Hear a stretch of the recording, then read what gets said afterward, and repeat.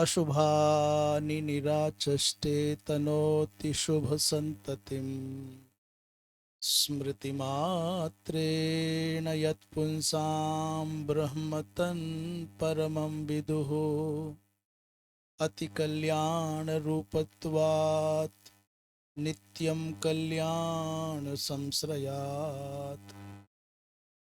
स्मर्तॄणां वरदत्वाच्च ब्रह्मतन् परमं विदुः वागीशाद्याः सुमनसः सर्वार्थानामुपक्रमे यन्नत्वा कृतकृत्याः स्युस्तं नमामि गजाननम् वागीशायस्य वदने लक्ष्मीर्यस्य च वक्षसि यस्यास्ते हृदये संवित्तन्नृसिंहमहं भजे विश्वसर्गविसर्गादिनवलक्षणलक्षितं श्रीकृष्णाख्यं परं धाम जगद्धाम नमामि तत्। श्रीराम जय जय राम। श्रीराम जय जय राम।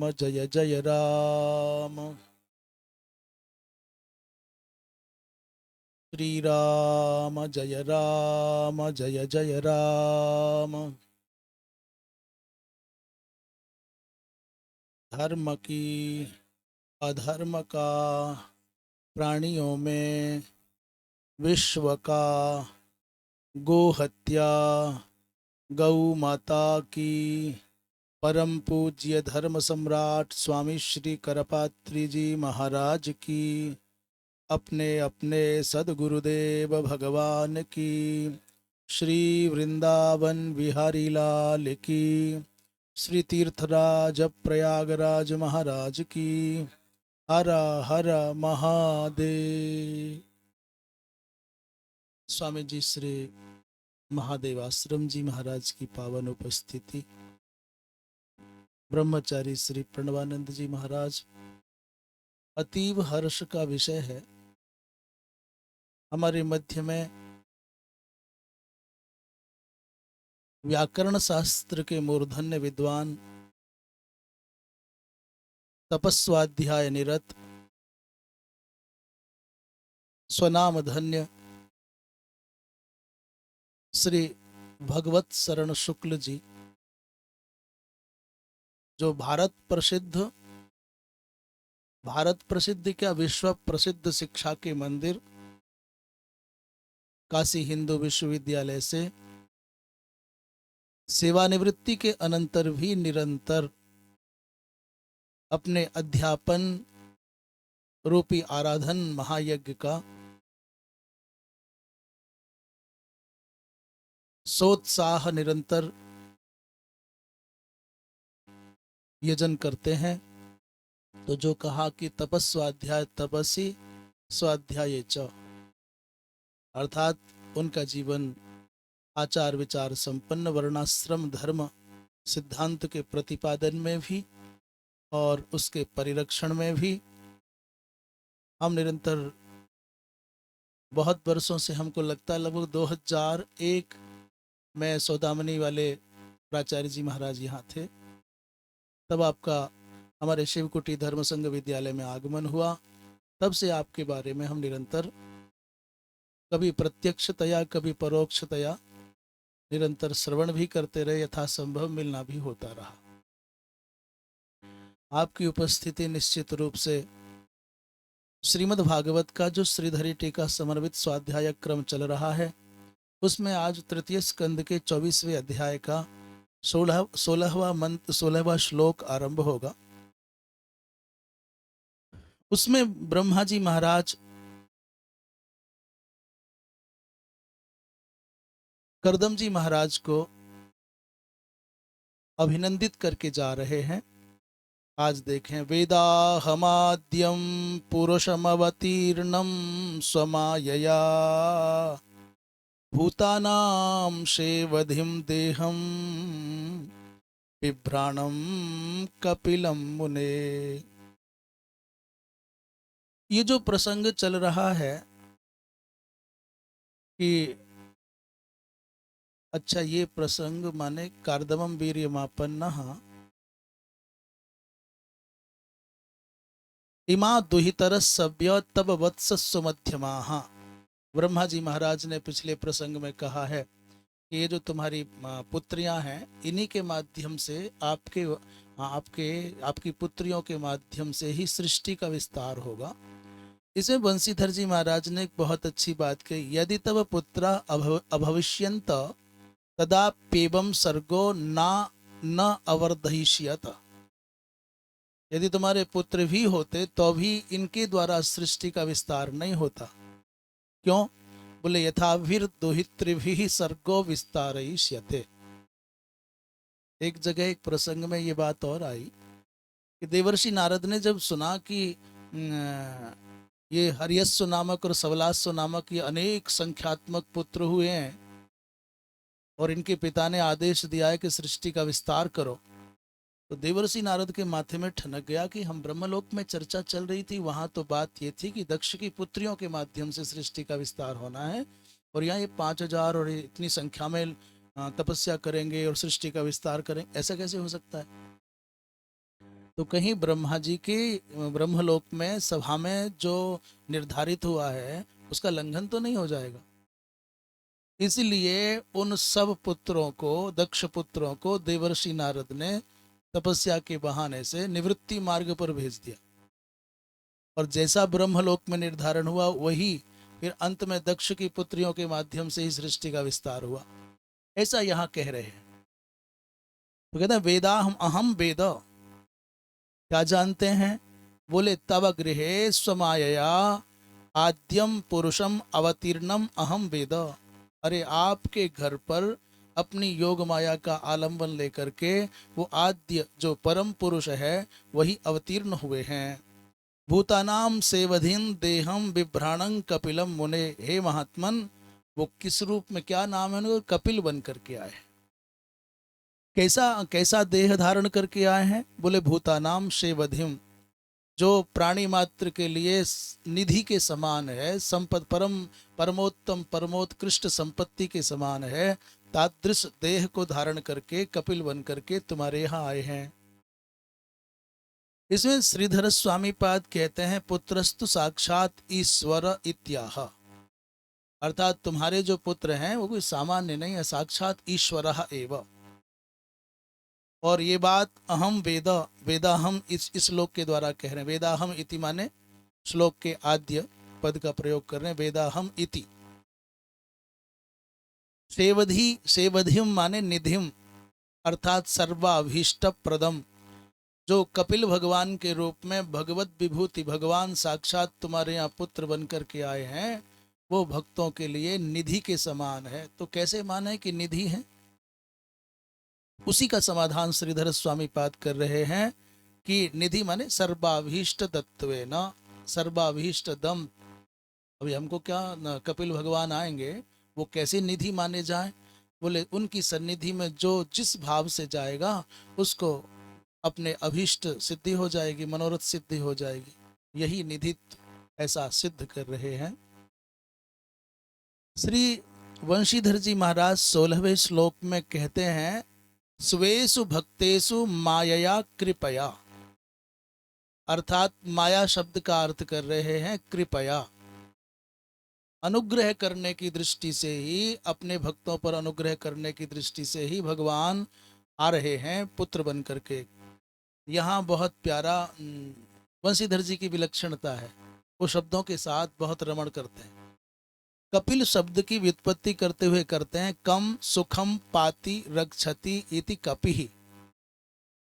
कम माने सुखम, उस सुख की, तो निरतिशय सुख की रक्षा करते हैं, इसलिए जो कम माने सुख का रक्षण करे उसको कहते हैं कपि ही। तो कपि शब्द से तात्पर्य किम? बोले ज्ञानम। कपि शब्देनात्र ज्ञानम। सर्व संपद वत्वेपि अज्ञानिनः सुखादर्शनात्, किसी के पास में खूब संपत्ति हो, खूब पर्याप्त ऐश्वर्य हो, पर ज्ञान न हो, तो ज्ञानाभाव में अर्थात सर्व संपत बत्वेपि, सब प्रकार की संपत्ति ऐश्वर्य से युक्त होने पर भी यदि वो ज्ञानी नहीं है, अज्ञानी है, तो सुखा दर्शना, तो उसको सुख की अनुभूति न होगी, वो लाभ ही न उठा पाएगा। अर्थात तो कपि शब्द का अर्थ हो गया ज्ञानम, और तल, ज्ञानम माने तल लाती कपिलः, तल लाती ददाती मात्रे मुनिभ्यश्चेति कपिलः, उस ज्ञान को, तत्शब्देनात्र ज्ञानम, तद ज्ञानम लाती अर्थात ददाति, कस्मै ददाति, बोले केभ्यः मुनिभ्यः, और कस्यै च मात्रे च, यहाँ माता के लिए कहेंगे तो कस्यै माने मात्रे हो गया, और यदि केभ्य कहेंगे तो मुनिभ्यः। ज्ञानम ददाति तस्मात् कपिलः तन तन नामानम, उन कपिल भगवान की अनवर्थ संज्ञा बता रहे हैं। अथवा दूसरा कहते हैं वंशीधर जी महाराज की कपिल वर्णत्वात् वा कपिलम, कपिल जी महाराज का जो रंग है, वर्ण है, वो कपिल है। कपिल रंग कैसा होता है इस विषय में भी वंशीधर लिख रहे हैं। अच्छा, पहले दूसरा अर्थ, कपिम लाति स्वीकरोति वर्णे नेति कपिलः इति निरुक्ते है, निरुक्त का आश्रय लेकर के भी अपने द्वारा की गई व्युत्पत्ति का वो, हाँ, कहते हैं शब्दार्णव में शीत, पीत, हरित और रक्त, शीत पीत हरित रक्त कडारस तृणवह्निवत, अयं तूद्रिक्त पीतांगः कपिलो गो विभूषण, गो विशेष के कपिलत्व को द्योतित करते हुए कहते हैं जिस रंग में थोड़ा शीतत्व हो, पीतत्व हो, हरित वर्ण हो, रक्तत्व हो, उन सब का सम्मिश्रण जो बनता है उसको कपिलत्व बता रहे हैं। अथवा कहते हैं शीत रक्त हरिताल्प, शीत रक्त हरिताल्प पीताधिक्य, जिसमें शीत रक्त और हरित वर्ण थोड़ा अल्प मात्रा में हो, पीत की थोड़ी अधिकता हो, उन सब का मिश्रण जो बनेगा उसको कपिल वर्ण कहते हैं। अब कोई चाहे तो मिलाकर के देख ले, थोड़ा हरा रंग डाले, थोड़ा सफेद रंग डाले, थोड़ा लाल रंग डाले, और ये इनकी मात्रा अपेक्षाकृत अल्प हो, और पीला रंग थोड़ी अधिक मात्रा में डाले, उस सम्मिश्रण का जो स्वरूप बनेगा उसको कपिल वर्ण कहते हैं। अथवा दूसरा कहते हैं केचित बदंती, कुछ महानुभाव कहते हैं कि वानर रोम वद वर्णो वा, बंदर के जो रोम होते हैं, बंदर के जो बाल होते हैं, उनके जैसा है रंग जिनका, कपिल वर्ण के बारे में ऐसा कहा।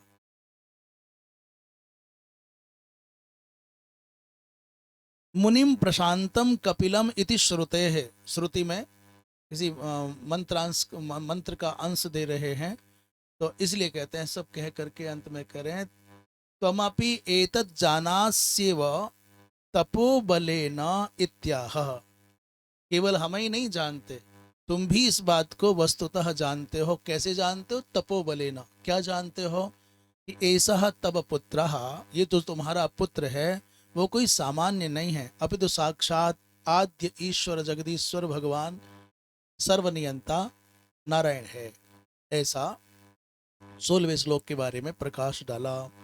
ज्ञान विज्ञान योगेन कर्मणामुद्धरन् जटाः हिरण्यकेशः पद्माक्षः पद्ममुद्रा पदाम्बुजः। उसी प्रसंग को आगे बढ़ाते हुए कहते हैं ज्ञान विज्ञान योगेन। अभी ज्ञान क्या है और विज्ञान क्या है, दोनों को श्रीधर स्वामी आगे बतावेंगे। सामान्यतया समझ लें, ज्ञान का तात्पर्य शास्त्रीय सिद्धांत ही, शाब्दिक जो विवेचन है वो ज्ञान है, पर व्यावहारिक ज्ञान को विज्ञान कहा जाता है। तो इन दोनों के योग से कर्मणा मुद्धरन जटाह, जटाह माने संदेहादिक को कहते हैं, उन सब का उद्धार करते हुए जो हिरण्यकेश है अथवा जो पद्माक्ष है अथवा पद्म मुद्रा पदाम्बुज है, भगवान के कह रहे हैं, हिरण्यकेश नाम से भी कह रहे हैं भगवान को, पद्माक्ष भी कह रहे हैं, और पद्म मुद्रा जिनके चरण कमलों में है, इस रूप में भी भगवान का ही परिचय दे रहे हैं। श्रीधर स्वामी इस प्रसंग में कहते हैं अब भगवान देवहूति की ओर, ब्रह्मा जी महाराज देवहूति की ओर उन्मुख हो गए और देवहूतिम प्रति आह त्रिभी, 3 श्लोकों से कहेंगे माता देवहूति को, ज्ञानम अर्थात शास्त्रोक्तम एवं ज्ञानम, ज्ञान के बारे में शास्त्रोक्त जो प्रतिपादन है उसको शास्त्रोक्त को ज्ञान कहते हैं, और विज्ञानम अपरोक्षम अर्थात व्यावहारिकम, सामान्यतया भी कहते हैं थ्योरी और प्रैक्टिकल। थ्योरी माने ज्ञान का विषय है और प्रैक्टिकल माने विज्ञान का विषय है। तो अपरोक्षम च ते एव योग, वही दोनों हैं योग, अर्थात योग का तात्पर्य है कहते हैं उपायः, योग माने उपायः, ज्ञान और विज्ञान इन दोनों का उभयात्मक जो उपाय है वो तेन कर्मणाम, उससे जो कर्मों की जटा माने मूलानि वासना, अर्थात जो विभिन्न प्रकार के कर्मों का सांकर्य है, जो जटा है माने वासना है, उस वासना को उद्धरण माने उत्पाटयिष्यन्, उस वासना को भिन्न करते हुए, छेदन करते हुए, भेदन करते हुए, पद्म मुद्रा युक्तम पदाम्बुजम यस्य, पद्म मुद्रा से युक्त है चरण कमल जिनके, ऐसे हिरण्याक्ष क्या ना हिरण्यकेश भगवान है, जो पद्माक्ष भगवान है, वो तुम्हारे घर पुत्र बन करके आए हैं देवी, इसलिए तुम कोई साधारण नहीं हो, तुम्हारे यहाँ भगवान पुत्र बन करके आए हैं। श्री वंशीधर जी महाराज इस विषय में कहते हैं, जटा माने किस किस को कहते हैं, लग्न कचे मूले इत्यादि को जटा कहते हैं। अयंच हिरण्यकेशादि स्वलक्षण लक्षित एव, हिरण्य की भांति हैं, स्वर्णिम आभा वाले हैं भगवान के केश, इसलिए हिरण्यकेश कहा जा रहा है। और क्या, हिरण्यकेशो हिरण्यश्मश्रुः, ऐसा श्रुति में वचन आता है, उसको उद्धरण के रूप में वंशीधर जी महाराज दे रहे हैं।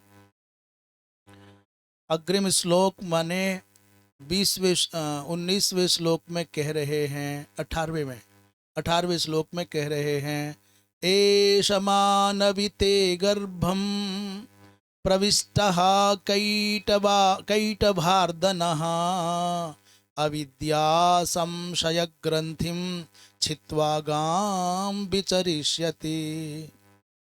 हे मानवी, हे मनुपुत्री, ये संबोधन है मानवी माने मैया, मैया देवहूति के लिए। हे मानवी माने हे मनुपुत्री, एष कैटभार्दनः, कैटभ नामक दैत्य का दमन करने वाले भगवान नारायण, ते गर्भम प्रविष्टः, वही साक्षात नारायण जो मधुहंता हैं, जो कैटभ हंता हैं, वही तुम्हारे गर्भ में प्रविष्ट हुए हैं। अच्छा, गर्भ प्रविष्ट होने की बात के बारे में कल स्पष्ट हो गया था, साधारण मनुष्य की भांति भगवान किसी माता के गर्भादिक में नहीं आते। ऐसा वैष्णव संहिता में जो वर्णन था कि नहीं वीर्येण तद्देहो जातस्तस्य चिद घनत्वात्, वो वीर्यादिक का आश्रय लेकर के किसी माता के गर्भ में प्रविष्ट नहीं होते, क्योंकि वो तो चिद घन है। भगवान का माना कि शरीर जैसा दिखता है, परंतु भगवान का जो शरीर है वो 5 भौतिक कलेवर नहीं, वो तो चिन्मय वपु होता है। इसलिए वहाँ साधारण मनुष्य की भांति जरा व्याधिग्रस्त और 5 भौतिक कलेवर में जो विकार देखे जाते हैं, वैसे विकार वहाँ कहीं जरा देखा जाता है, कहीं पलित देखा जाता है, ऐसा वहाँ लक्षण नहीं दिखते हैं। इसलिए वैष्णव सिद्धांत में कहा कि नावतारे स्वपि हरेर देह शुक्रादि संभवः, अवतारों में भी भगवान का जो देह दिखता है वो शुक्रादि के द्वारा संभव नहीं है। तथापि शुक्र संस्थः सन मातृदेहम प्रविश्य च, और शुक्र संस्थः सन, आप कहते हो शुक्र जन्य नहीं है भगवान का अवतार रूपात्मक देह भी, फिर भी कहते हो कि शुक्र संस्थः, ऐसा कैसे समझें?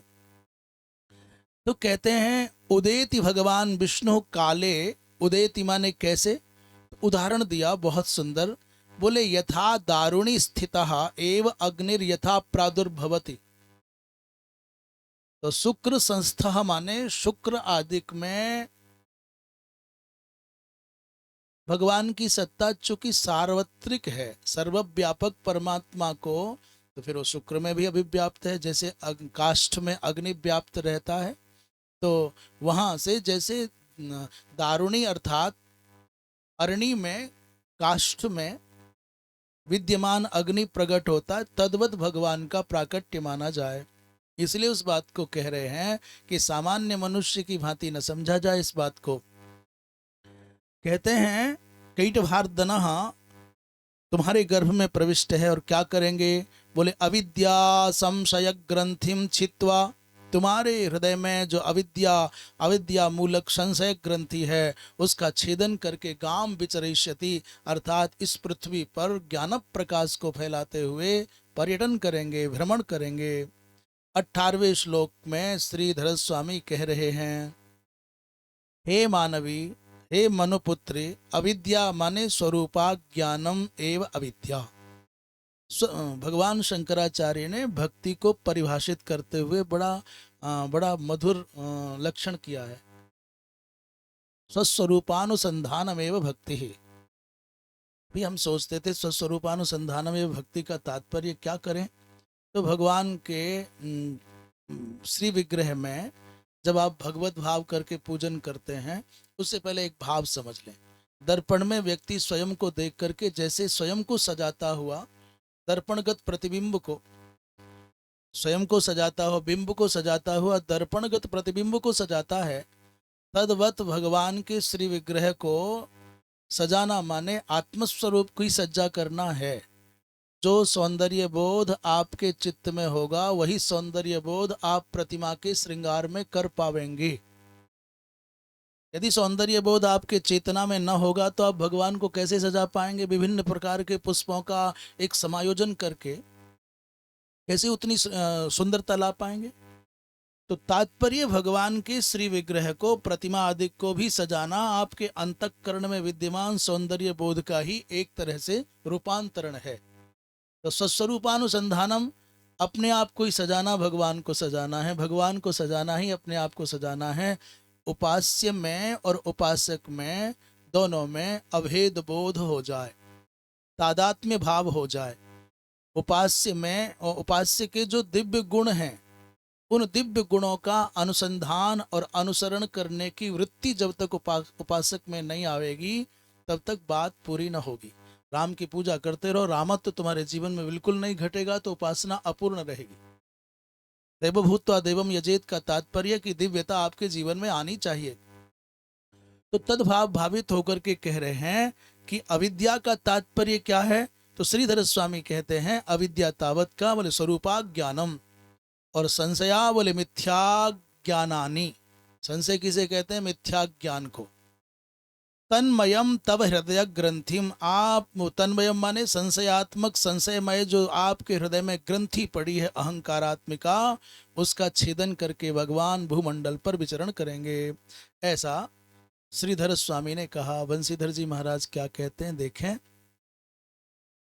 18वां श्लोक है ना, कपिल इत्याख्या श्रवणाद भूताशावतार निरीश्वर सांख्य करता अयम इति मां संशयिष्ठा। बंसीधर जी ने नई बात कह दी। जो हम सांख्य कारिका पढ़ते हैं, उस सांख्य कारिका के द्वारा प्रतिपादित जो सांख्य सिद्धांत है वो निरीश्वरवादी है। इसलिए बंसीधर जी कहते हैं कि कपिल इति आख्या श्रवणाद्भुत, जो आप इस नाम को सुन रहे हैं, ऐसा सुनकर के ये मत समझ लेना कि निरीश्वर सांख्य करता अयं कश्चित कपिलः। नहीं नहीं, ये नहीं। तो फिर क्या है, मां संशयिष्ठा, ऐसा संदेह नहीं करना, ऐसा तुम्हारे मन में संदेह नहीं आना चाहिए कि कोई निरीश्वरवादी सांख्य दर्शन का प्रणेता कोई कपिल ये है। तो बोले ना ना, असौ तु कैटभार्दनः, ये तो साक्षात नारायण है। कैटभाख्य दैत्य हंतास्ति विष्णुरेवायम न तु स। ये तो साक्षात भगवान नारायण भगवान विष्णु है, न तो सह सह कह कश्चित निरीश्वरवादी सांख्य प्रवर्तक कपिल न। ऐसा बंशीधर जी महाराज कहते हैं, अविद्यादिकम अन्येषाम छित्वा, अविद्यादिकम, अविद्यादिक का छेदन करके अंत में क्या बोले, भगवत प्रादुर्भाव स्थानस्य शुद्ध सत्वात्मकत्वात् तत्र न संभवति। अर्थात जो निरीश्वरवादी सांख्य दर्शन का प्रणेता कोई कपिल है, वो हमारे भगवान कपिल से भिन्न है, ऐसा बंशीधर जी महाराज कह रहे हैं। आगे 19वें श्लोक में, अयम सिद्धगणाधीशः सांख्याचार्यैः सुसम्मतः लोके कपिल इत्याख्याम गंता ते कीर्तिवर्धनः। ब्रह्मा जी महाराज कहते हैं, अरे अरे हे मानवी, अयम सिद्ध गणानाम अधीशः और तथा सांख्याचार्य ही अपि सुसम्मतः, जिनकी बात ब्रह्मा जी महाराज कह रहे हैं कि तुम्हारे पुत्र बन करके जो आए साक्षात भगवान हैं, और वो सिद्धों के जो गण हैं उन सिद्धों के गण के भी अधीश्वर हैं, और बड़े बड़े सांख्याचार्यों के द्वारा सुसम्मत माने मानित पूजित वंदित हैं। लोके, इस संसार में कपिल नाम से तुम्हारी कीर्ति का वर्धन करने वाले होंगे। ऐसा श्रीधर स्वामी कहते हैं कि सुसम्मतः माने सांख्याचार्य ही, सांख्याचार्यों के द्वारा सुपूजितः, पूजित होंगे। पूजितः सन्माने पूजित होते हुए, गंता अर्थात प्राप्स्यति, क्या करेंगे बोले, ते कीर्तिवर्धनः, तुम्हारी कीर्ति को बढ़ाने वाले होंगे, इनका नाम कपिल होगा। श्री वंशीधर जी महाराज इस विषय में कहते हैं, अयम इति सुसम्मतः अर्थात अन्यस्तु सिद्ध विशेषः कश्चित कपिलः केवल दर्शन करता न तो सुष्ठु सम्मतः। ये दोनों को भिन्न कर रहे हैं। ये कहते हैं जो माता देवहूति के गर्भ से आए वो साक्षात भगवान नारायण हैं, वो कोई सामान्य सांख्य के निरीश्वरवादी सांख्य दर्शन के प्रणेता कपिल नहीं है। उसी बात को सिद्ध करते हुए कह रहे हैं सुसम्मतः का तात्पर्य क्या है बोले, अन्यस्तु, ये सुसम्मत तो ये भगवान है, परंतु अन्यस्तु बोले केवल कश्चित सिद्ध विशेषः, कपिला नाम सिद्धोहम, क्या है कपिला सिद्धोहम, सिद्धानाम कपिलो मुनि, सिद्धों में मैं कपिल मुनि हूं, ऐसा भगवत गीता में भगवान कहते हैं। तो बोले ये ऐसा तो कश्चित सिद्ध, सिद्ध विशेषः कपिलो दर्शन करता न तो सुष्ठु सम्मतः वेद विरुद्ध अनीश्वरवादात, ये तो वेद विरुद्ध अनीश्वरवाद के पोषक होने के कारण ये भगवान नारायण नहीं है। तथैव भाष्यकृत भी पाद्मम वचनम उदाहृतम, इसलिए भाष्यकार भगवान ने पद्म पुराण के किसी वचन का यहाँ प्रमाण दिया, कपिलो वासुदेवाख्यस तत्वम सांख्यम जगादह। कोई वासुदेवाख्य कपिल है, उन्होंने सांख्य तत्व का उपदेश किया है। ब्रह्मादिभ्यश्च देवेभ्यो भृग्वादिभ्यस्तथैव च, तथैव आसुरये सर्ववेदार्थै रूपवृंहितम, अर्थात ये जो पद्म पुराण का वचन दे रहे हैं, कपिलो वासुदेवाख्य, वासुदेव नामक कोई कपिल हैं, उन्होंने सांख्य तत्व का उपदेश किया है। किन किन को, ब्रह्मा जी को, देवताओं को, भृगु आदि ऋषियों को, और तथैव आसुरये अपि, आसुरी नामक किसी विद्वान को भी किया है। सर्व वेदार्थै रूपवृंहितम, अब ये सर्व वेदार्थै रूपवृंहितम अर्थात वेद के वस्तुतः तत्व से संयुक्त उपदेश किया है। इसका मतलब भगवान कपिल का जो सांख्य दर्शन है वो निरीश्वरवादी नहीं है, वो वेद विरोधी नहीं है। आगे इसी पक्ष में अपनी बात कहते, सर्व वेद विरुद्धंच कपिलो अन्यः जगादः, अर्थात सर्व वेद विरुद्ध जो ये कपिल जिसने ये दर्शन चलाया है, सांख्य दर्शन चलाया, वो भिन्न है। सांख्यम आसुरये अन्यस्मै कुतर्क परिवृंहितम, ऐसा बंशीधर जी का मंतव्य है कि जो देवहूति माता के पावन अंक से आए हैं वो कपिल भगवान तो साक्षात भगवान नारायण हैं, और जो लोक प्रसिद्ध निरीश्वरवादी सांख्य दर्शन है, वेद विरोधी सांख्य दर्शन है, वो हमारे यहाँ आस्तिक और नास्तिक, निरीश्वर और शेश्वर, तो वो तो किसी अन्य के द्वारा चलाया गया, ऐसा उनका मंतव्य है। वृंदावन बिहारी लाल की। 20वें श्लोक में कह रहे हैं, मैत्रेय उवाच तावाश्वास्य जगत स्रष्टा कुमारैः सह नारदः हंसो हंसेन यानेन त्रिधाम परमं ययौ। श्री मैत्रेय जी महाराज कहते हैं, हे विदुर, तौ आश्वास्य, तौ माने कौ अर्थात देवहूति, करदमौ, तौ आश्वास्य, इन दोनों को आश्वस्त करके, कहा बोले जगत सृष्टा, जगत सृष्टा माने विधि ही ब्रह्मा, ब्रह्मा जी महाराज इन दोनों को आश्वस्त करके, कुमारई सह नारद, कुमारई सह तथा सह नारद माने नारद के साथ और कुमारों के साथ, अर्थात सनकादिक चारों कुमारों के साथ, सनक सनंदन सनातन सनत कुमार और देवर्षि नारद, इन 5 को अपने साथ बिठा करके ले गए। हंसो माने हंसा का, ब्रह्मा जी महाराज का यहाँ के लिए कहा जा रहा है। हंसा हंसेन यानेन, हंसाख्येन यानेन, या हंसात्मकेन यानेन, या हंसाकृत्या जो यान है, तेन यानेन त्रिधाम परमम ययौ, त्रिधाम कहते हैं स्वर्गलोक को, और तस्य ततः परम किमस्ति, बोले सत्यलोकाख्यम, तत्र ययौ माने गतवान। ब्रह्मा जी महाराज आए थे 9 और 5 14 और 1 15, कोई उस हवाई जहाज को चलाने वाला होगा तो बात एक अलग है। 9 ऋषियों के साथ आए थे, साथ में देवर्षि नारद हैं और सनकादिक चारों महापुरुष हैं, तो 4 ये और 5 देवर्षि नारद 5, और 9 वो, 9 5 14 और स्वयं ब्रह्मा जी महाराज 15, और कोई चालक हो तो बात एक अलग है। परंतु जब लौटे तो लौटते समय कौन कौन है, बोले नारदेन सह सह नारद माने नारद जी महाराज संग गए हैं, और कुमारई अर्थात सनकादि भी सह, हंसो हंसे नयानेन। श्री श्रीधर स्वामी महाराज के स्वामी जी कहते हैं, कुमारई ही सह इति शेषः, सह नारदो मारे नारद सहित, नारद जी महाराज के साथ हैं और सनकादिक कुमारों के साथ, मरीच्यादीन विवाहार्थम अवस्थाप्य, तो फिर उनको क्यों नहीं ले गए, बोले जो जो विवाह निमित्त उद्यत थे उनको छोड़ गए, और जिन्होंने वैवाहिक विधि का, वैवाहिक पथ का आश्रय लेना अभीष्ट न समझा, उनको साथ ले गए, क्योंकि सृष्टि का विस्तार यदि सनकादिक को अभीष्ट होता तो सबसे पहले ही बात मान जाते। इसलिए तान विहाय, कान बोले मरीच्यादीन विहाय, किमर्थम बोले विवाहार्थम अवस्थाप्य अत्र, विवाह के निमित्त उन सबको यहाँ छोड़ करके, नैष्ठिकई रेतई ही पंचभी, जो नैष्ठिक थे, जिनका निष्ठा, जिनका ब्रह्मचर्य में अखंड निष्ठा था, तई पंचभी सहितो हंसो माने ब्रह्मा हंसेन विमानेन ययौ, चले गए।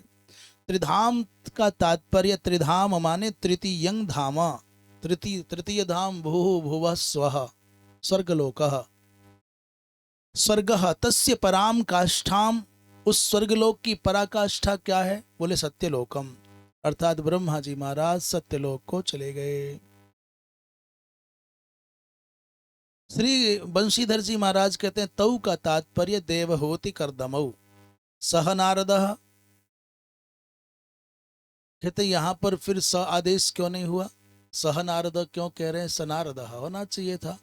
कहते इति बोपसर्जनस्य इति वैकल्पिकत्वा न सादेशः, वो व्याकरण संबंधी कोई चर्चा कर दिए कि भाई ये वैकल्पिक होने से स आदेश नहीं हुआ।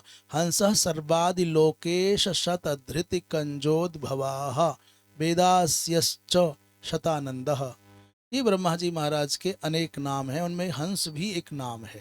हंस हो गया, और सर्वादि हो गया, लोकेश हो गया, शतधृति हो गया, कंजोद्भवः, कंजोद्भव कंज कहते हैं कमल को, तो कंजम एव उद्भवः यस्य इति, अथवा वेदास्य, ये भी भगवान का एक नाम है। शतानंद भी ब्रह्मा जी का एक नाम है। हंसेन मानसौ कसा पक्षिणा, ऐसा कह रहे हैं।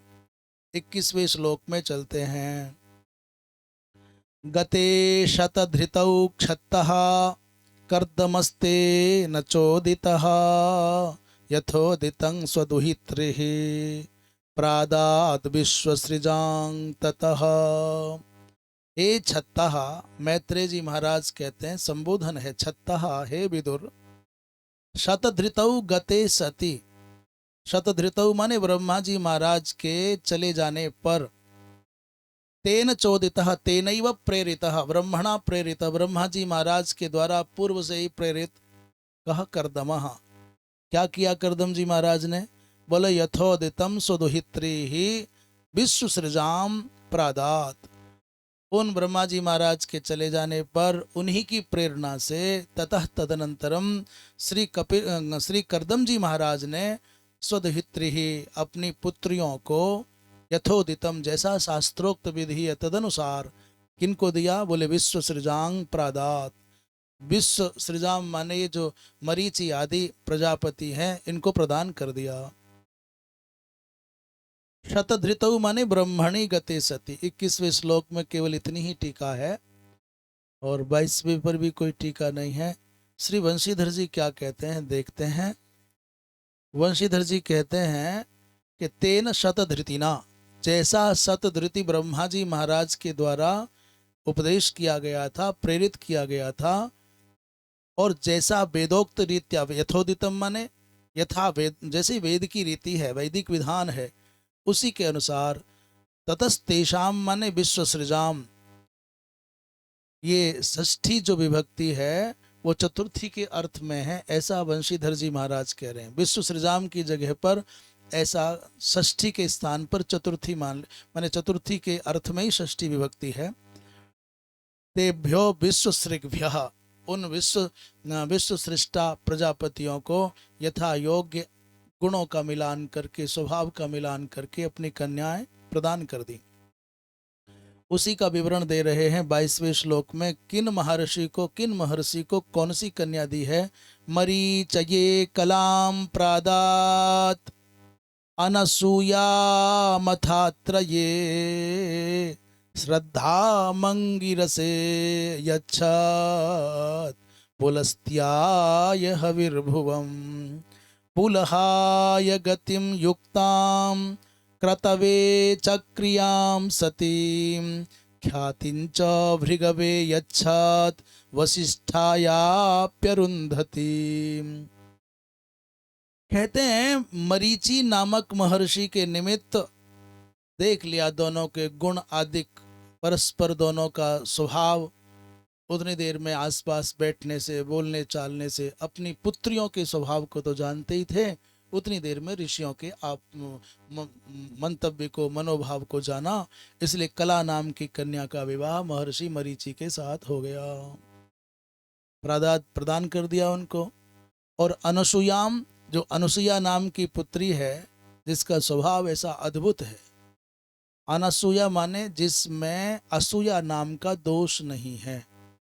असूया के क्या होता है, असूया पर गुणेशु दोषा विस्करणम असूया, किसी किसी का स्वभाव होता है, किसी ने कुछ बोला, किसी ने कुछ लिखा, किसी ने कुछ किया, और उसकी कोई थोड़ी सी अच्छी चर्चा, सकारात्मक चर्चा कोई महानुभाव करने, भाई बहुत अच्छा लिखा है, बहुत अच्छा बोला है, बहुत अच्छा काम किया है,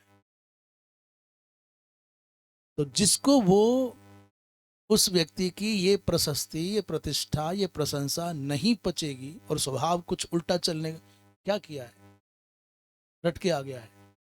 जैसे इनका कोई बहुत ठीक बोल बाल दे, कहा दो ठो पुस्तक रट लिया है और बोल रहा है, तो क्या विद्वान है। जिसको कुछ नहीं आता है वो भी कह देगा कि दो ठो दतोइया रट ली रहा, और वो विद्वान है। पुस्तकिया रटने से विद्वान होता है, मैंने कुछ ना कुछ बोलना है। किसी की अच्छाइयों में भी बुराई खोजने की एक प्रवृत्ति मनुष्य की होती है, और होती है तो होती है। ऐसा नहीं कि वो बहुत प्रसन्न होता हो, उसका भी अपयश होता है, उसका भी तिरस्कार होता है इस कारण, परंतु स्वभाव बहुत कठिन होता है जिसका संशोधन करना संभव नहीं है। इसलिए असूया माने माता जो अनसूया है, इनमें कम से भी कम ये दोष बिल्कुल नहीं है, रंच मात्र भी नहीं है, इसलिए ये अनसूया है।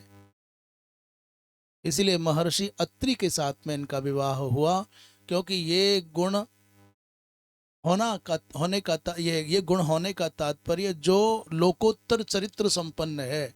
अत्रि अत्रि शब्द के विषय में कहीं ऐसा वर्णन आया कि जिस महात्मा को भगवत सत्ता के साक्षात्कार के अनंतर ये कहने की सामर्थ्य आ जाए, उनसे पूछे भगवान कहाँ हैं, तो जो छाती पर हाथ रखे बोले अत्रैव अत्रैवास्ति सह परमात्मा इति अत्रि। जो स्वानुभूत परमात्मा सत्ता को दूसरे को बोध कराने की शक्ति रखे, उसका नाम अत्रि है। अथवा अत्रि का दूसरा अर्थ भी कर सकते हैं, सत्व रज जो तमोगुणाधिक हैं, इन सबसे जिनका व्यक्तित्व परे हो गया है। अथवा ये मान लीजिए कि जो तीनों अवस्थाओं से परे हो गए हैं, जागृत स्वप्न सुषुप्ति इत्याकारक तीनों अवस्थाओं से परे, जो तुरीय अवस्था में रहने वाले महापुरुष हैं इत्यादि, जो भी आप समझें, तीनों प्रकार के दुखों से जो परे अस्तित्व को प्राप्त हो गए हैं, ऐसा कर लीजिए। तो जो अनसूया अर्थात असूया दोष रहित कन्या थी, वो महर्षि अत्रि को प्रदान कर दी गई। श्रद्धा नाम की जो कन्या थी, श्रद्धाम अंगिरसे, अंगिरा नाम के ऋषि को श्रद्धा नाम की कन्या प्रदान की। अयच्छत माने दत्तवान। और पुलस्त्याय हविर्भुवम, पुलस्त्य नामक महर्षि को हविर्भु नाम की कन्या प्रदान कर दी। और पुलहाय गतिम, गति नामक कन्या पुलह नामक महर्षि को प्रदान की गई। और क्रतवेच क्रियाम सतीम, क्रिया नामक जो साध्वी कन्या थी, वो क्रतु नामक महर्षि को प्रदान कर दी। और यदि सामान्यतया देखें, क्रतु माने यज्ञ, तो क्रिया के बिना यज्ञ संपन्न नहीं हो सकता, ऐसा भी अर्थ समझ सकते हैं। ख्यातिंच भृगवे, भृगु जी महाराज को ख्याति नामक कन्या प्रदान की। और वशिष्ठाय आप्यरुंधति, अरुंधति नामक कन्या वशिष्ठ जी महाराज के साथ विवाहित किया। यहाँ श्रीधर स्वामी कहते हैं युक्ताम अर्थात योग्याम, जो कन्या जिस महर्षि के योग्य थी उसको वहां प्रदान किया। अयच्छत माने अददात।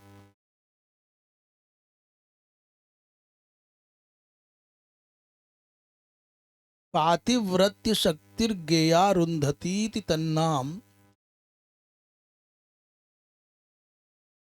अरुंधति माने पातिव्रत्य शक्तिर्गेया। अरुंधति शब्द का अर्थ है पातिव्रत्य शक्ति, जान लेना चाहिए। कहते हैं ही पतिच्छा रोधना करनात, अर्थात ये कभी भी पति की इच्छा का रोधन नहीं करती थी, इसलिए इनका नाम अरुंधति हो गया। जैसा पतिदेव कहें वैसा ही उनको अंगीकार हो जाता था। 24वें श्लोक में कह रहे हैं अथर्वणे अदात शांतिम यया यज्ञो वितन्यते विप्रर्षभान कृतोद्वहान सदारान समलालयत। अथर्वा नामक जो महर्षि हैं, उनको शांति नामक कन्या प्रदान कर दी। यया यज्ञो वितन्यते, जिसके द्वारा यज्ञ उपासना का विस्तार हुआ है, बिना शांति के यज्ञ होना संभव नहीं है। और विप्रसभान कृतोद्वाहान सदारान समलालयत, सदारान माने सपत्नीकान, और कृतोद्वाहान जिनका विवाह संपन्न हो गया है, तान ते केसंति, बोले विप्रसभा तान विप्रसभान। वो विप्रसभ का तात्पर्य विप्रेशु ऋषभ, अर्थात विप्रश्रेष्ठान। समलालयत माने बड़ा समादर किया, संतोष प्रदान किया। वितन्यते माने समृद्धा क्रियते। शांतिधिष्ठात्रीम देवताम इत्यर्थ। शांति का तात्पर्य क्या है? बोले शांति की अधिष्ठात्री जो देवता है वो किसको? अथर्वा को प्रदान की है। समलालयत माने संतोषितवान, सबको संतुष्ट किया है। 24वें श्लोक में श्री वंशीधर जी महाराज कोई विशेष बात नहीं कह रहे, तथापि कहते शांतिम बिना न कोपि यज्ञ सिद्ध्यति इति भावः। शांति के बिना कोई यज्ञ सिद्ध नहीं हो सकता। 25वें श्लोक में ततस्ता ऋषयः क्षत्तः कृतदारा निमन्त्र्यतं प्रातिष्ठन् नन्दिमापन्नाः स्वं स्वमाश्रममण्डलम्।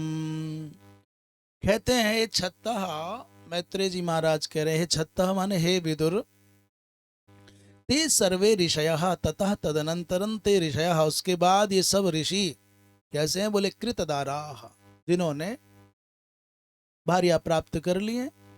तम निमंत्र्य तम कर्दमम, कर्दम जी महाराज से निमंत्र माने अनुमति ले ली, और नंदी मापन्ना, और नंदी माने हर्ष भी प्राप्त हो गया। इसलिए स्वम सम आश्रम मंडलम प्रातिष्ठन, इसलिए अपने अपने आश्रम की ओर सब लोग चले गए।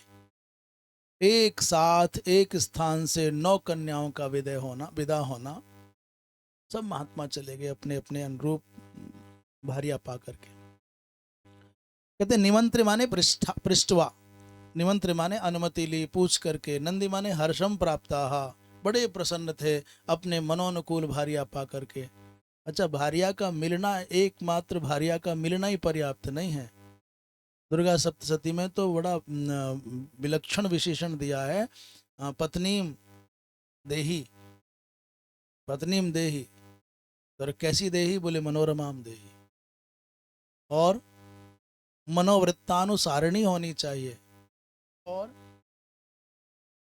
दुर्ग संसार क्या है? तारणीम दुर्ग संसार सागरस्य कुलोद्भवाम, ऐसा अद्भुत सुकुलो, अच्छे कुल में उत्पन्न हो, सब विशेषण है। धर्मपत्नी कैसी हो, और मैया लड़के अड़ के खड़ी हो जाए कि साहब हमारी शर्तें लगाई गई हैं हमारे ऊपर ही, हमें पति वैसे नहीं चाहिए का? कितने कितने विशेषण बताए कि मनोवृत्तानुसारिणी हो, और ऐसी हो, और ऐसी हो, मनोरमा हो। तो श्रीमान जी नहीं होने चाहिए,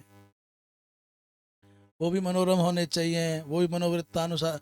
तो दोनों एक दूसरे से कहें कि तुम हमारे मन के अनुसार चलो। अस्तु, ऐसा ऐसी भार्या प्राप्त हुई तो बहुत आनंदित हो गए।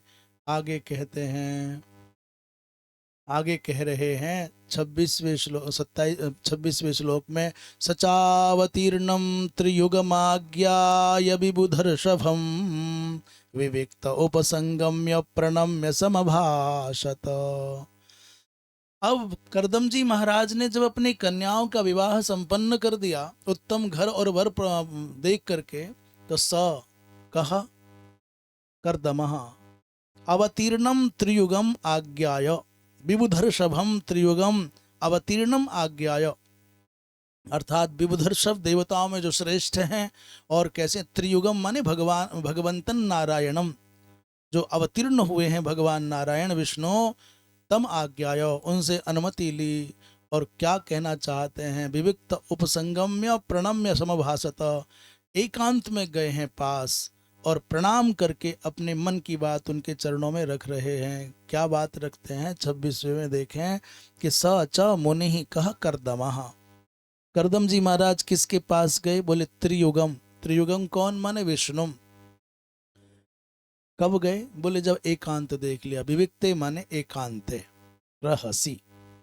वहां जाकर के निवेदन कर रहे हैं, भगवान मैं अब, मेरा संकल्प सिद्ध हो गया, आप आ गए, और मेरी पूर्व की प्रतिज्ञा का पूर्ण होने का समय आ गया, मैं संन्यास्त होकर के वन में जाऊं तब करने। क्या कह रहे हैं? कहते हैं, अहो पापच्यमानानां निरये स्वैरमंगलैः कालेन भूयसा नूनं प्रसीदन्तीह देवताः। भगवान अहो पापच्यमानानां निरये पापच्यमानानां, तो ये निरय माने संसारे, निरय माने संसारे, नरक वाचक ने, निरय माने संसारे, कर्मजाले, कर्मजाल में पड़े हुए, पापच्यमानानां पूर्व दुख भोगने वाले। तो क्यों भाई दुख भोग रहे हैं? बोले स्वई ही अमंगलई रेव, अपने द्वारा पूर्व जन्म में किए गए जो अमांगलिक कृत्य हैं, स्वई अगही पापई अस्मिन् निरये पापच्यमानानां, इस प्रकार से पड़े हुए संसार में दुख भोगते हुए इन प्राणियों के ऊपर देवता प्रसीदंती, देवता प्रसन्न तो होते हैं, पर कब? बोले काले भूयसा कालेन नूनम प्रसीदंती, सच है कि प्रसन्न होते हैं, इस संसार के दलदल में पड़े हुए विभिन्न प्रकार के तापानुताप संतापों में संतप्त रहने वाले प्राणियों पर, जो दुख भोग रहे हैं उन प्राणियों पर देवता प्रसन्न तो होते हैं, पर महता भूयसा कालेना, बहुत बड़े समय के बाद में। 27वें श्लोक में कहते हैं पापच्यमाना नाम बले भृशम दंदह्यमाना नाम, एक बार दुखी हो गए जल गए तो मुक्त होके भाग जाओ, बोले नहीं दोबारा और चखना है ना स्वाद। हमसे पूछो ना, 1000 बार उपेक्षा हो तिरस्कार हो तब भी तो संसार नहीं छूटे, फिर लौट लौट करके ये मेरा घर, ये मेरा पुत्र, ये मेरी पत्नी, ये मेरा चेला, ये मेरा गुरु, तो चिपके रहो, बार बार जलते रहो। ऐसा मानो कि कोई जलती हुई लकड़ियों से बार बार दाग लगावे और फिर लौट लौट के वहीं आ जावे। पापच्ची माना नाम मने भृशम दंदह्य माना नाम कुत्र, बोले निरये, तो निरय अर्थात संसारे। क्यों क्यों दुख भोग रहे हैं, क्यों जल रहे हैं इस संसार में? ये तो बुरा है, छोड़ के जाओ ना अलग, इन्हें छुटता ही नहीं है। कारण क्या है? बोले स्वीयई रमंगलई अर्थात पापई, अपने पापों के कारण इस संसार में अनेक प्रकार से झुलस रहे होते हैं। वो तो ऊपर से मुस्कुरा रहे होते हैं, अंदर से झुलस रहे होते हैं। खिलखिला करके दिखा दीजिए, मुस्कुरा बहुत बहुत अच्छा है, बहुत सही है।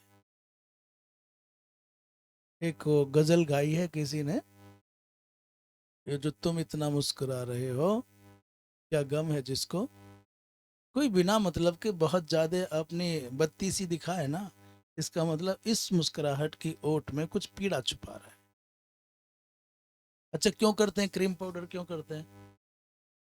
अपने किसी न किसी असुंदरता को ढकने के लिए तो उद्यम है।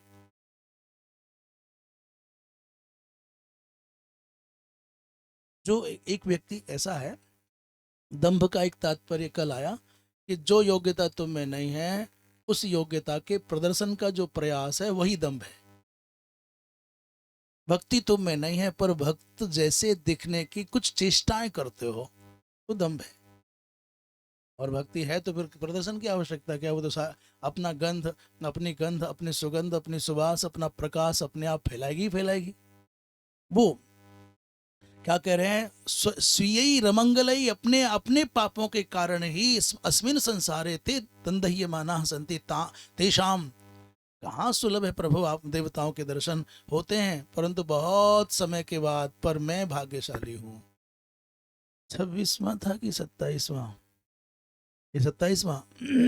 अच्छा, 28वें कह रहे हैं परंतु बहुजन्म विपक्वेन सम्यक योग समाधिना द्रष्टुम यतन्ते यतयः शून्यागारे सुयत्पदम।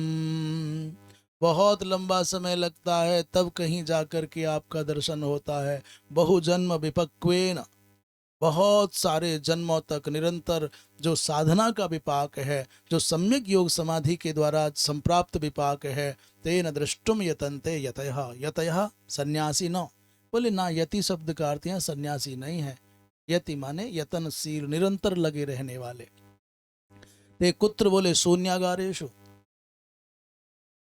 इसलिए कभी कभी हम हंस करके कहते हैं वो परमात्मा न तो भीड़ को मिलता है ना ही भीड़ में मिलता है,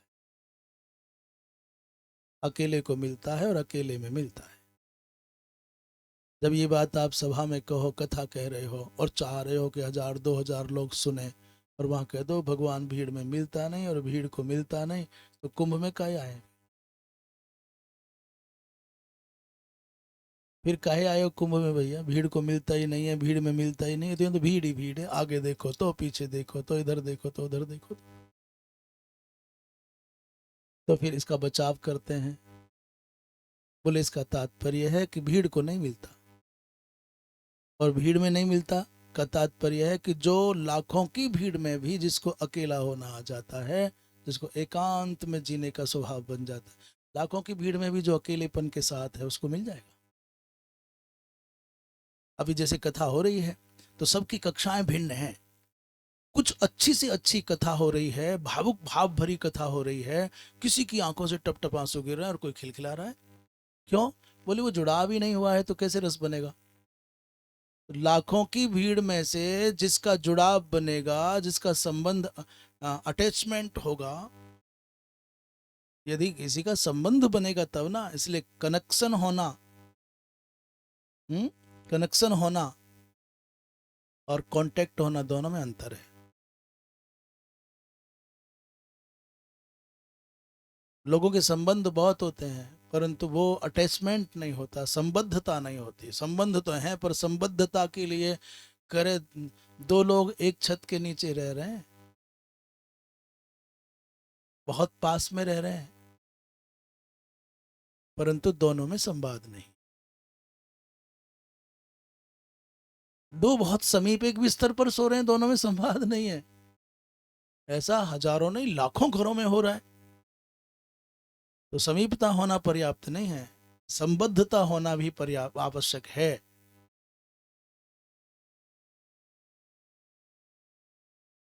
इसलिए क्या कह रहे हैं, का बहुजन्म द्रष्टुम यतन्ते शून्यागारेषु यत् पदम, यत् पदम यस्य परमात्मनः पदम कुत्र पश्यन्ति शून्यागारेषु।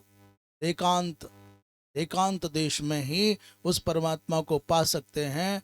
तो इसी का कह रहे हैं, कुतः सर्वा देवताः प्रसन्नाः इति ज्ञातम अलभ्य लाभात इत्याह। ये अलभ्य लाभ हो गया। बड़ी कठिनाई से जो देवता प्रसन्न होते हैं, वो देवता मेरे ऊपर प्रसन्न है। कैसे? दो श्लोकों से कहते हैं। बहुसु जन्मसु विपक्वेन सुसिद्धेन, विपक्व माने सुसिद्ध, बहुत बहुत जन्मों की निरंतर उपासना जब सिद्ध हो, तब जो कौन सिद्ध होना है? सम्यक योग। कौन? सम्यक योग माने भक्ति योग।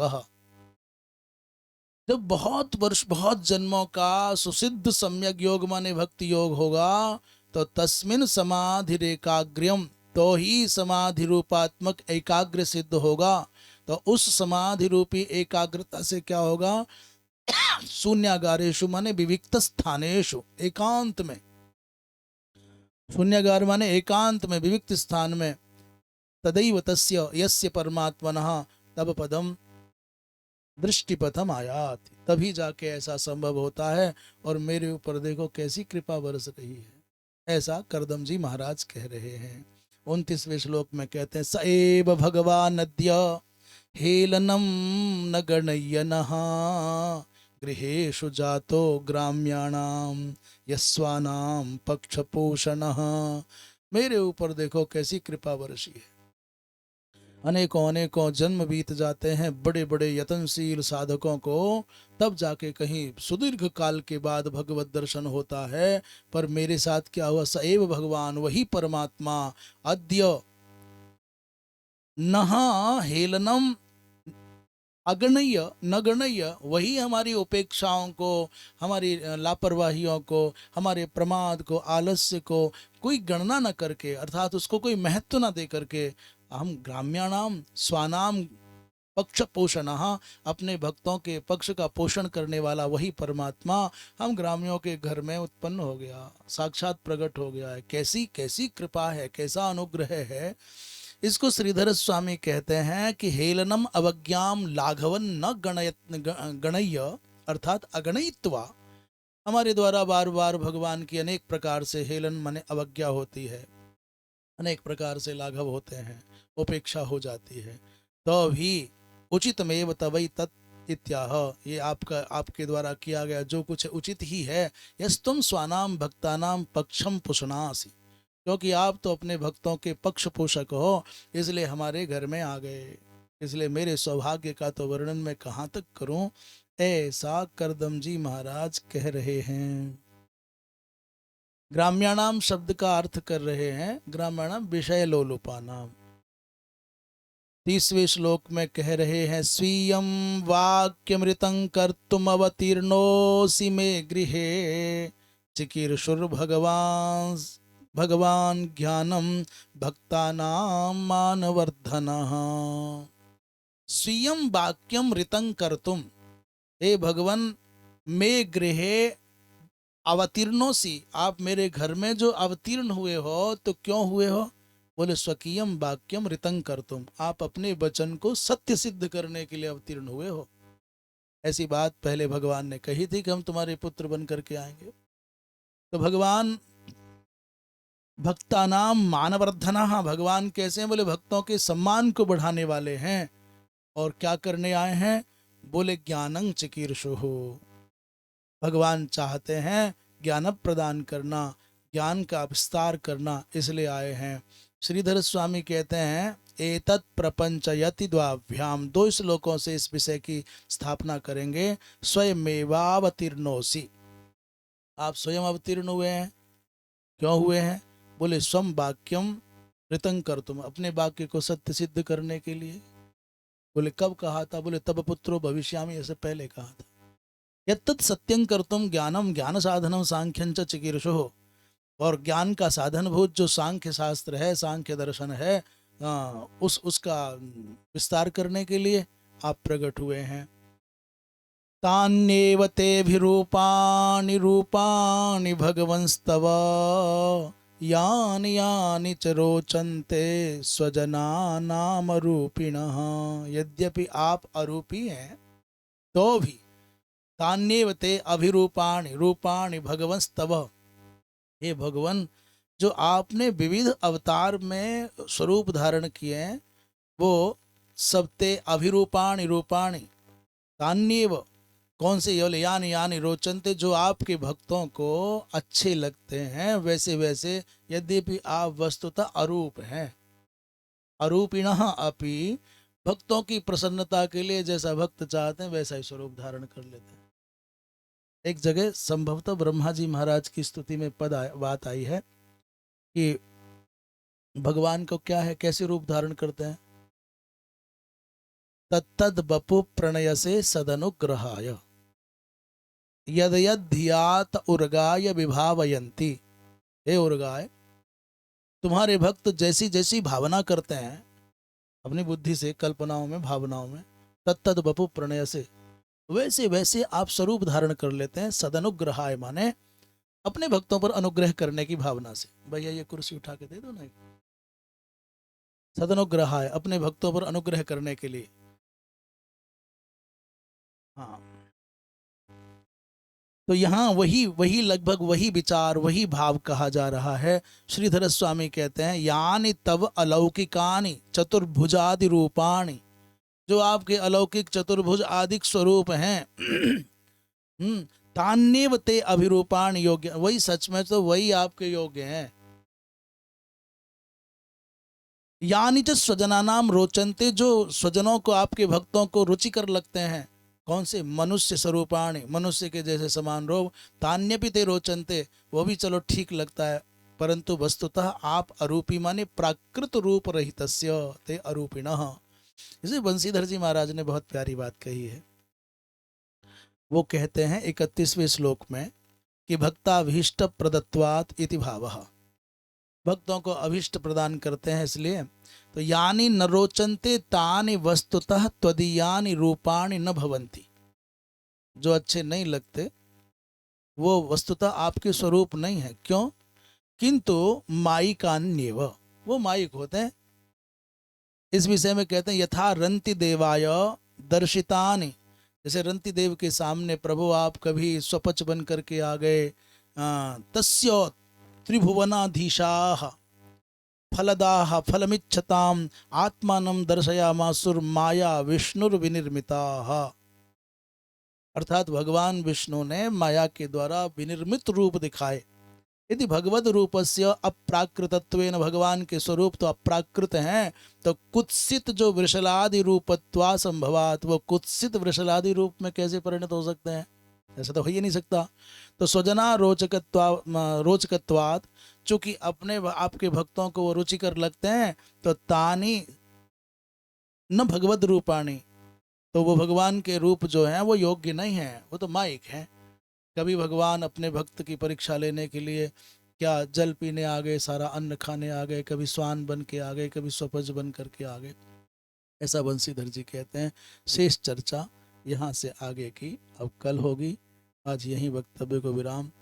बड़ी प्रसन्नता का विषय ये है कि हमारे मध्य में हमारी धर्म संघीय परंपरा, अखिल भारतवर्षीय धर्म संघीय परंपरा, उसमें भी पूज्य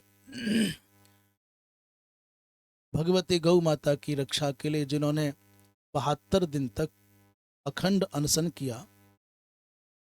गोवर्धन पुरी पीठाधीश्वर पूज्यपाद अनंत श्री विभूषित जगतगुरु शंकराचार्य पूज्य स्वामी श्री निरंजन देव तीर्थ जी महाराज के कृपा पात्र शिष्य हैं हमारे मोथा जी, वो भी पधारे। हाँ, और हम आज की इस सभा में उपस्थित भद्रजनों के मध्य में हम प्रोफेसर आचार्य चरण श्री शुक्ल जी से निवेदन करेंगे कि 2-5 मिनट के लिए ही सही ये जो श्रीधरी टीका समन्वित स्वाध्याय क्रम संरक्षित हो रहा है, रिकॉर्ड हो रहा है, उसमें आपकी वाणी भी प्रसाद रूप में सम्मिलित हो जाएगी तो आनंद हो जाएगा। नारायण।